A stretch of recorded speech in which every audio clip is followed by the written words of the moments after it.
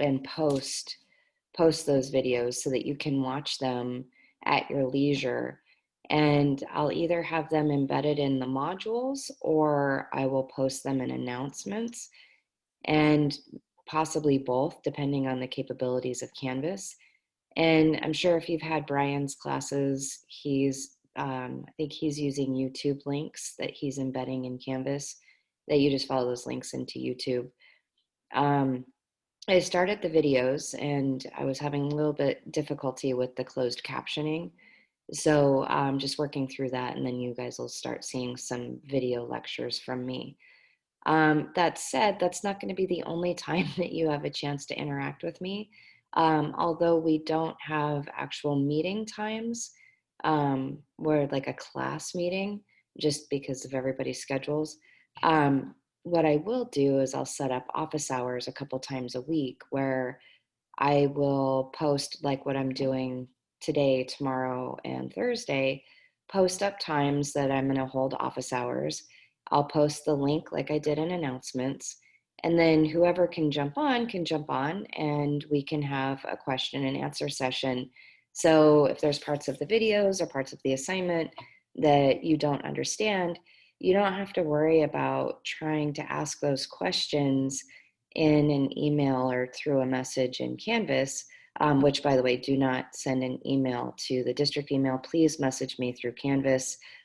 Student emails tend to either go into junk or get buried in the regular email. So sending it through Canvas, I actually assured to get it. So anyway, so that said, that way you don't have to worry about trying to articulate your question in a typed message, and then I'm trying to respond also in a typed message. A lot of times things get lost in translation, as I'm sure you have all experienced in emails or texts. Sometimes things don't come out right. So what I'll do is have those office hours, so you can just have this live interaction with me where we can do question and answer sessions. I'll record all of the office hours and I will post them in announcements. So look for those, the links, and then you can view them. So let's say I have office hours for this class, 2 or 3 times in a week, and they, unfortunately, they're during times that you can't make it. I think I have one person who is in a culinary class, a culinary lab, during the times that I had set up this week. And so hopefully the recorded lectures will answer their questions. But if not, then we can always set something up for a one-on-one. So I'll post the office hour links in announcements. Review those. If you can't make it to office hours, please review the links and see if the questions that you had were asked by another student and then answered, or that I already anticipated that there probably would be questions and I just covered it anyway right away. Review that first, and then if there's no if you're not understanding the answer, or it didn't fully answer your question, or you had a totally different question, just reach out to me, and it's not a problem to set up a one-on-one Zoom. I did that quite a bit last semester. It worked out really well.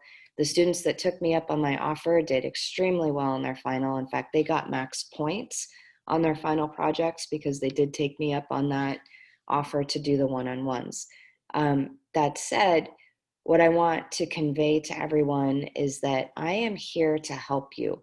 I would love it if you all got A's in this class. I think it'd be amazing. So I don't play hide the ball, and I'm always happy to help you. Obviously, there are questions and things that you need to research on your own, but I will always help point you in the right direction. And in some cases, I do provide some of the answers in these office hours or in the one-on-one sessions if you're asking me certain questions. So anyway, that said, please use me as a resource. I'm happy to help. I know this online platform is new to a lot of us, new to me teaching it 100% online. Last semester, as I'm sure many of you are aware, we had at least half of our semester was on ground still. So I had an opportunity to see everyone in person, at least, for about 6 weeks or so. So anyway, this time I know it's a little different, but we will all get through it together. And, just stick with me. I promise if you do the work, you will do just fine in this class.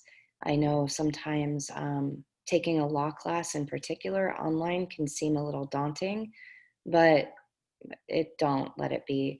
It's the material we cover is distilled down to the important things that you need to know in this industry.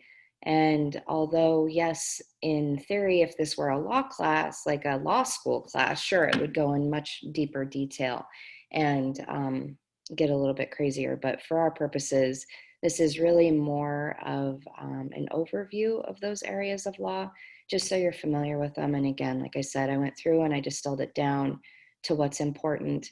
And then I took a lot of time to make sure that it would work out in this online platform.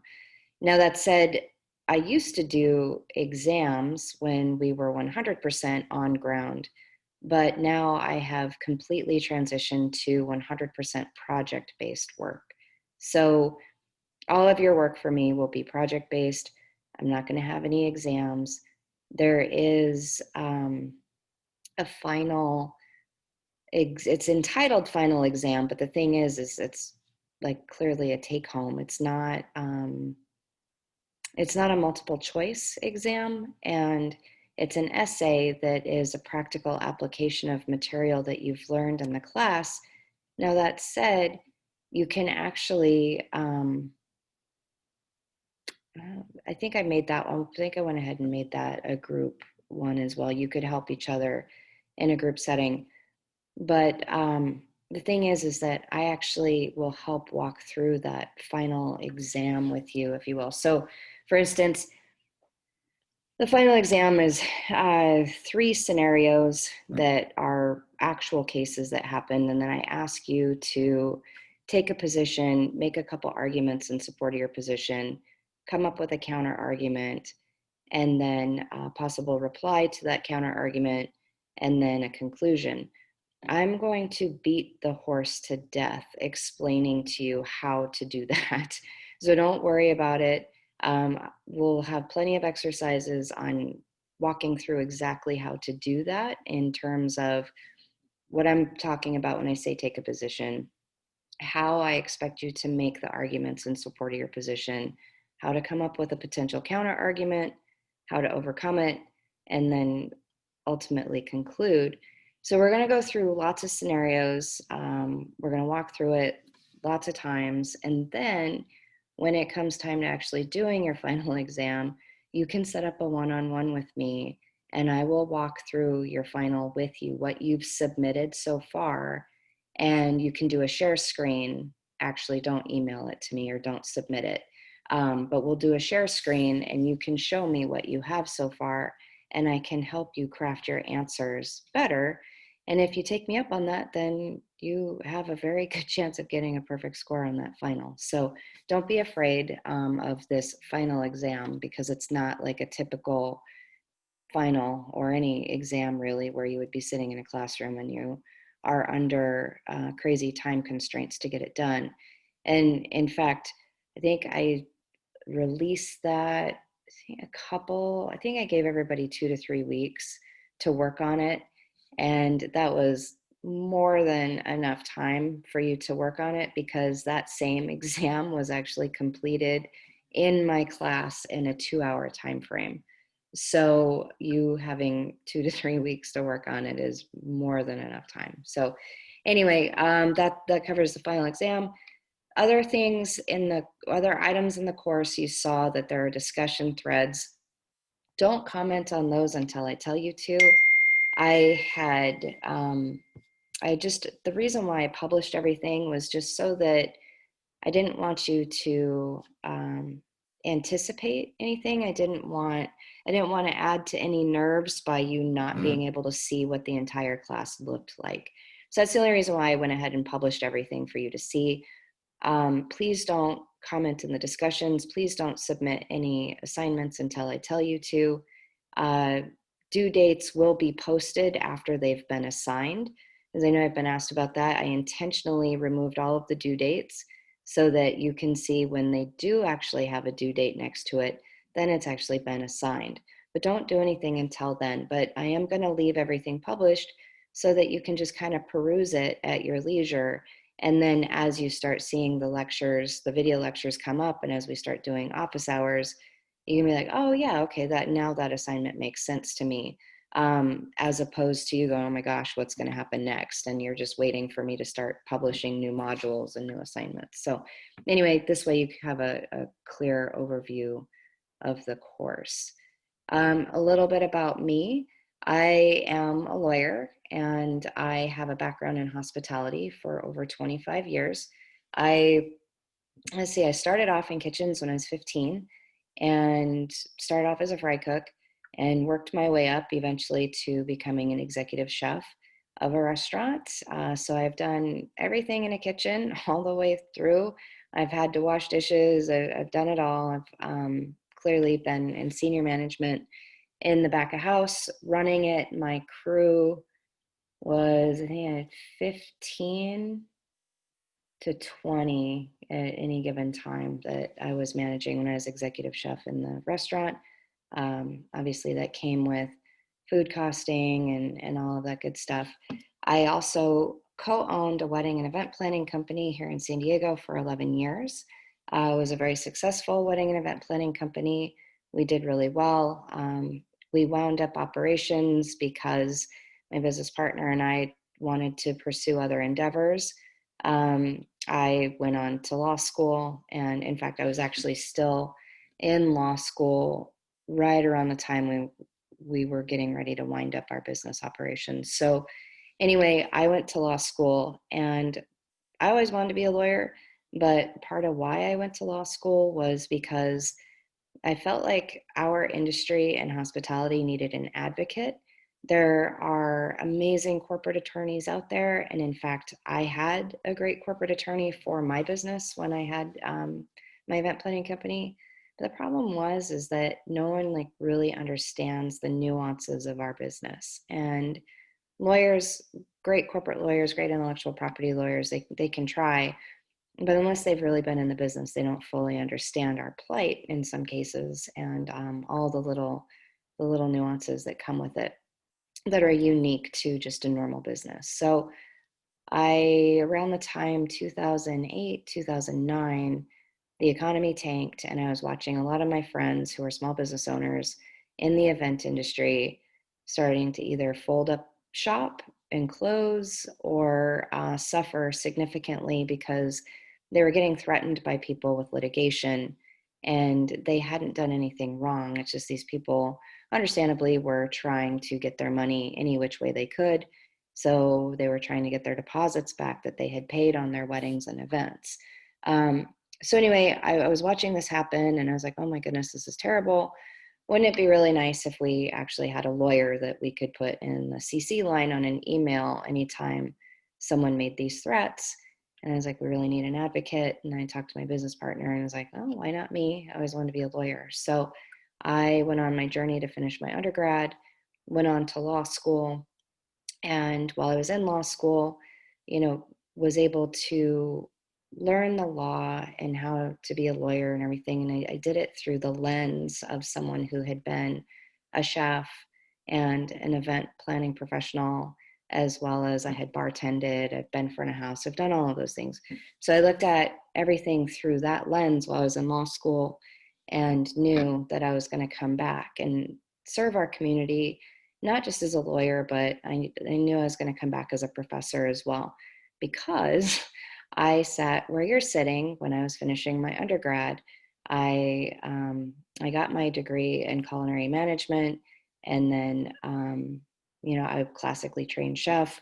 So I've sat where you're sitting, and I had instructors and professors along the way that some were really good and some okay and some not good at all. And I knew that I wanted to come back and teach and offer my experience to make students' learning experience better and what I would have liked to have seen as a student. So I knew I'd come back and serve the community as a lawyer, but then also as a professor, and then also as a public speaker I speak often at national conferences, although not in 2020. Won't be speaking at any of those because many of them have been canceled, but we'll see what 2021 brings. But I do national conferences. I do a lot of regional meetings for the big organizations like ABC, the Association of Bridal Consultants, NACE, and oh gosh, what's the new one now? It used to be ISIS, but I think it's ILEP or something. Anyway, it's all of the event organizations I've spoken at, and the meeting planners, MPI, I've spoken at their events as well. So, and a handful of other groups like Temecula Wedding Planning Association and a few others. So anyway, so I speak at a lot of these events, and I do that for free. I don't charge for any of that, just because I want to put back in the community and help educate everyone in our industry. So that's a little bit about me. After law school, I did go I went on and I got my MBA at USC. So I figured as a corporate lawyer, that was probably a good move. I do practice in the space of intellectual property as well. So trademark, copyright, and trade secret. I think that's kind of me in a nutshell. I've been teaching for 6 years now, I think it is, in this space, and I have really good outcomes. I have students that still stay in touch with me, and I continue to mentor as they progress through the ranks in hospitality. I'm always there for a text or an email, a cup of coffee, or these days, I guess, a Zoom chat. So anyway, that's me, and that is this class in a nutshell. Do you have any questions? Hi, Professor. I reached out to you, I think last week, about the honors class. Yes, you did. And I Yes. spoke to Brian yesterday. And Yeah. in hospitality, no one has an honors class. Oh my goodness. Okay. Yeah, so wait, Well, thank you. yeah, they haven't set it up. And the quick explanation that I got from Brian is that there just doesn't seem to be enough interest from the student body within the hospitality program to warrant doing it. I guess there's a lot of extra stuff that has to happen in order to make a class an honors class. So just generally speaking, no one in hospitality has one. Okay, thank you. Yeah, sorry about that. Oh, that's fine. Any other questions? No? Okay. Well, I really appreciate you jumping on with me, and keep an eye out for announcements. For right now, just to clarify, the only assignment that I've posted so far is the introduction discussion. And so just make sure, if you haven't already, to post an introduction in there. And that's just gives me an opportunity to see who's in the class, and not just who, but like where everyone is within the program, so I know how much experience you have, like how many classes roughly you've probably taken, how much experience you have as a student in this program. And then also in that introduction, just asking if you have any industry experience. That also lets me know how I may need to tailor some of the videos, or some of the examples that I prepare for question and answer or in the videos. Um, because sometimes I'll have students that have a ton of hospitality experience, and they understand shorthand, or they'll understand certain terminology. But then sometimes I'll have students that don't have any experience in hospitality. And so I don't want to use terminology for someone who doesn't have a lot of experience. I don't want to use terminology that they may not understand. So that intro helps me get an idea of where everyone's at in terms of experience. And then also, I asked, what you want to do when you finish this program, because for a couple of reasons. One, that can help me tailor my examples too to something that's relevant and interesting to you. So if you are, say, more culinary, then I can make, more culinary references in my examples, because then it's more meaningful to you, and you have a higher likelihood of retaining that information. But if you're going to hotel or your events, then I can use those examples. And so it just kind of gives me an idea of the percentage of class I have in which discipline, so that I can tailor this for you. I like to do that for all of my classes. I really like to tailor the learning experience to each class. That's why I don't just have some canned recordings and everything that I can just throw out there for everybody. Is I want to make sure that this is a good experience for you. So anyway, so that said, it helps me to know what your goals are in finishing this so I can do that. But then also, I am insanely well connected in this community, and I still have restaurant owners or event professionals or people in hotel that reach out to me all the time. Then if they're looking for people. So if you're in the market for a position, I might be able to say, oh, hey, this particular place is hiring. Why don't you go check them out? So that just kind of helps me tap into my network a little bit for you too. Because, obviously all of us in the hospitality program at Mesa want to see you do well, and we want you to be successful. And, we want to help out any way we can. And so if I know which direction you're headed at the end of this program, I can see if there's maybe something I can do to help put you out in the community so that you're meeting the right people, or maybe in some cases having a job. So anyway, if there aren't any other questions, then So I'm so sorry.